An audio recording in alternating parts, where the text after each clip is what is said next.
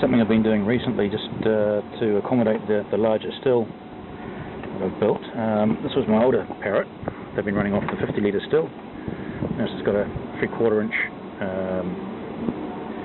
pipe down the core of it, which is ample to hold the alcometer, but with the increased flow of alcohol coming out of the still, that's actually shooting the alcometer up under pressure, and if I'm doing quite an intense stripping run or a fast run, my reading can be out in the alcometer by at some points 30% alcohol by volume. So I've made this Parrot to hang off the bigger still.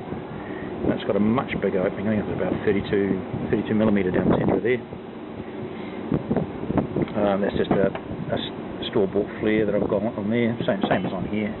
I've just necked it down a little bit, and that's the bottom of the flare on there, just to provide a bit more of a cap on the bottom of the core there for the Parrot. I could have got fancy and put a tap on the bottom to allow me to drain off the 4 shots, but I don't usually put the Parrot on until I've got all the 4 shots taken off anyway. Just let the 4 shots run straight out of the condenser tube and accumulate. So that's where that's been going. All this is stock copper plumbing fittings, apart from the core down the centre here.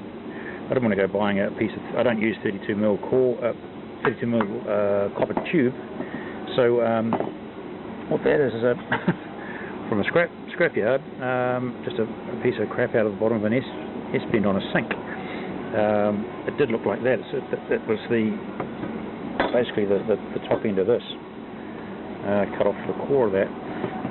That's just had all the paint taken off it, and then it's been before I used it on the Parrot, I've dropped it in a vinegar tank for a couple of days, and it just cleans all the verdigris out of the centre of the pipe and brings the outside of it up once I've taken the paint off, and then it's as good as brand new off the rack pipe.